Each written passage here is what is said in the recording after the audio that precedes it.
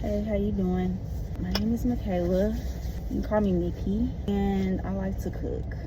So it's December 23rd. I just decided, like, hey, why don't I make Christmas dinner? I have a few things that I'm thinking to put on the menu, and this is just gonna be my process. Okay, let's go. So yeah, I'm gonna be honest, I've never made Christmas dinner before. I've got a lot of recipes, so I'm gonna try a few. I'm gonna try to like tag the people, at least give credit where it's due. I hope y'all like this. This is the first of many videos, so just stay tuned. Make sure you like and subscribe. Now I've already started washing my greens. I'm going to, in a few, cut up some potatoes for some yams. Then eventually we'll get started on our mac. I marinated my fish and my turkey wings yesterday. And so let's get into it. It's currently 1:17 p.m. The goal is to be done by 6, 7 at the latest. But you know, we only got one arm, so we're gonna see what we can do. So this is me rinsing off my greens before I cut them, and then I'm gonna roll them up, cut them down the line, and then drop them in a sink so that I can like wash them. And I'm gonna let them soak for a little bit while I do my other stuff. I got this recipe from So Bad Ash. I'm gonna drop her at right here. Okay, so I have my greens here. I got a pretty good load here, but you know, they cook down, so it's not gonna be as hefty. But we'll see. We'll see how much I come out with at the end. I'm gonna go ahead and add some boiling water because that water that's in there is lukewarm. I'm too short to reach the salt. Give me a second. Ooh wee. And that's gonna do a little bit more cleaning. I probably should have got more of this. I definitely should have got more of it. I want to wash them at least like 2 or 3 times. When I say washing the greens, you want to let them soak in some hot water for at least 30 minutes. Agitate them with some salt, give them a good massage, and then rinse them off and repeat for at least 3 times or until the water runs clear. I prepped my broth the day before just so that it was a lot easier time-wise. To my big pot, I added some smoked turkey wings, some garlic. I struggled real bad to cut this onion. Please don't laugh at me. The knife wasn't sharp enough. But I added half this onion. I did some, like, look at it. That is ridiculous. I added 2 bay leaves. I didn't season it just yet. After it simmers for about an hour and the water cooks down, I then added my seasoning. I just did some garlic powder, onion powder, and pepper. And you want to fill this up probably about 3/4 full. So next, I'm going to wash this cutting board, and then I'm going to cut some sweet potatoes up, and then I'll come back. The yams won't take that long. They're not that like strenuous or anything. I feel like I'm doing pretty decent on time right now. We're getting stuff done. Almost cussed. I didn't. So just lock in, stay with me, and we'll be right back. So this is my own recipe for yams. This is how my grandma and them used to do it back in the day. So this is just where I got that from. You can really cut your potatoes any type of way. I've seen people do cubes, but I do semicircles just because that's easier for me. So you're going to shave them down, cut them up, and then make sure they're not too thick. You're going to drop them in your pan. So this is how I did. Don't do as I do as I say, all right? So you see we got 2 pans of potatoes. My plan initially was to make 2 pans of yams, but I changed my mind midway through because the pan started cooking and it didn't look like a lot. So what I want you to do, hear me good. What I want you to do, put your potatoes in the pan, cover them real good with a thick layer of cinnamon, sugar, and then pads of butter as you just saw. Then you're going to do this before you put it in the oven. You're going to go ahead and put your second layer of potatoes and then do the same thing with the sugar, the cinnamon, and the butter. You want a thick layer so that it can syrup up and you can have like a nice little glaze going at the bottom. After you have your potatoes layered with sugar, cinnamon, and butter, you're going to cover her with some foil and bake her in the oven for about an hour. Maybe not that long, but you're going to do it on 400 and just check back to make sure that they cooking thoroughly.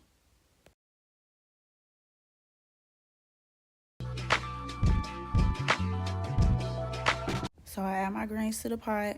I'm going to add some garlic powder, onion powder, a little bit of apple cider vinegar, and some pepper as well. We're going to put the lid on her and we're going to let her work. Okay? Boom.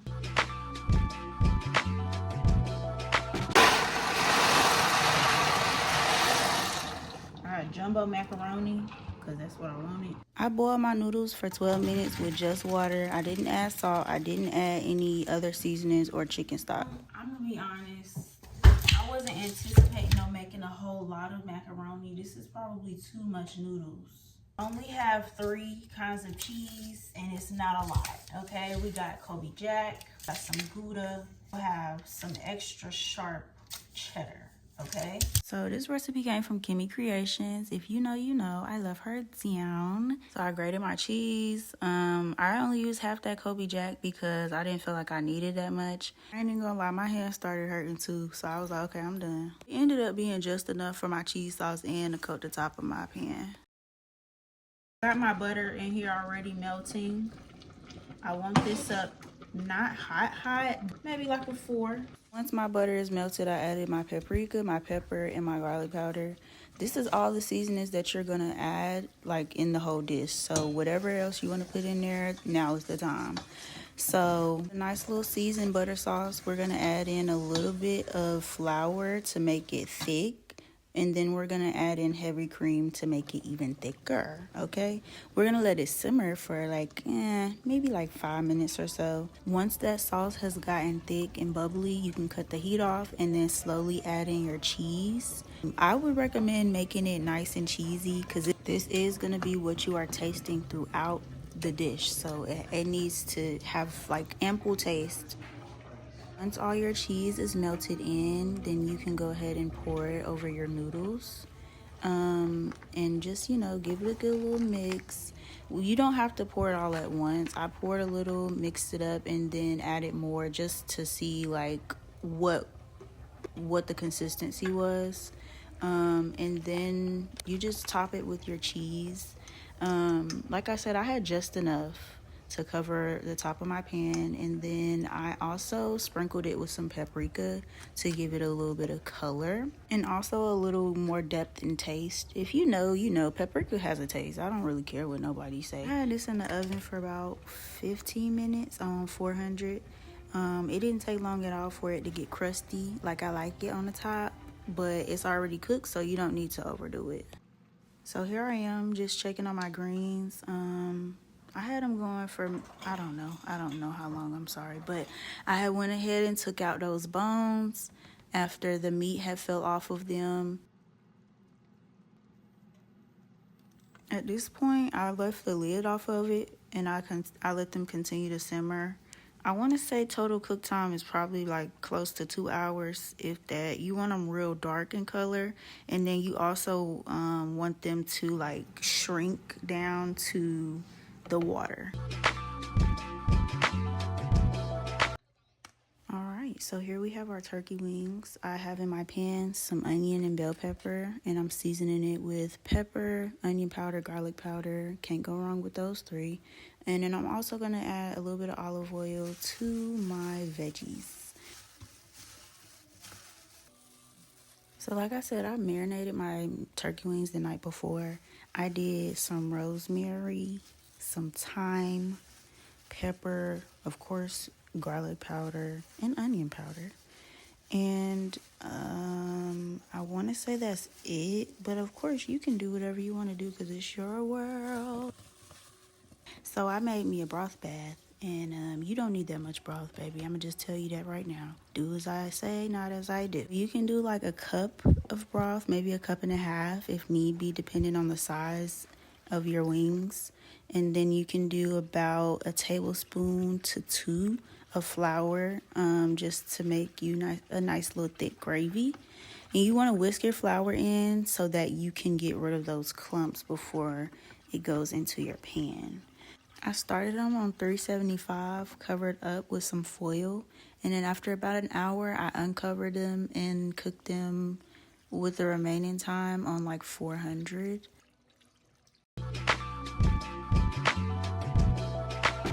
Okay, don't beat me up, but I forgot to record half the process, so I'm gonna talk you through it. All right, you want to cut your carrots up and then boil them until they are soft enough for you to like poke them with a fork. While your carrots are boiling, in a separate pan, you're gonna add butter, brown sugar, and honey in equal parts so that they can all melt and marry together. I'm gonna be honest, I did not add any seasoning, mainly because I forgot, but salt and pepper would not hurt. After they're done boiling, you can drop them in a baking dish, cover them with that sauce, and then bake them for about 10 minutes just so that everything can marinate together. So the plan for the snapper was to do like a nice little cream sauce, but I didn't have no more whipping cream. So we just went ahead with the butter sauce. It's literally just butter, minced garlic, and some cayenne pepper. And in the pan, I already have some red pepper. And that's really all it needs for real. I let it bake on 375 for about 15 to 20 minutes until it was done. Y'all see this mac? Y'all see it? Y'all see it?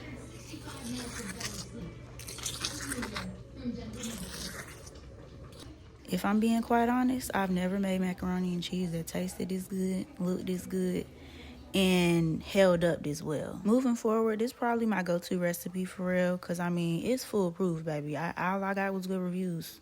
Here are the yams once they finished. I made sure that the ones that I put on top were mixed into the ones on the bottom once they started cooking again, just so that everything cooked evenly and thoroughly. Here's the finished product of the greens.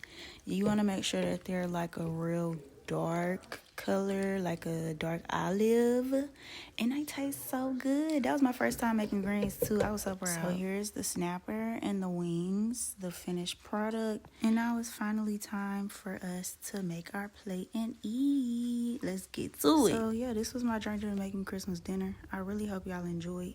I do have a couple notes for myself. I ain't even gonna lie, next time I would prepare better as far as like time management. It's like, why are we eating at 10 p.m.? Let's be for real. And I would also use probably like a stronger cheese in my mac and cheese. Like, it was good, but like I just feel like it needed to be a little bit more aggressive. I don't know how to explain it, but if you know, you know. So there we have it, folks. There's Christmas dinner in the Chaotic Kitchen. I hope y'all enjoy, and we'll see y'all next time.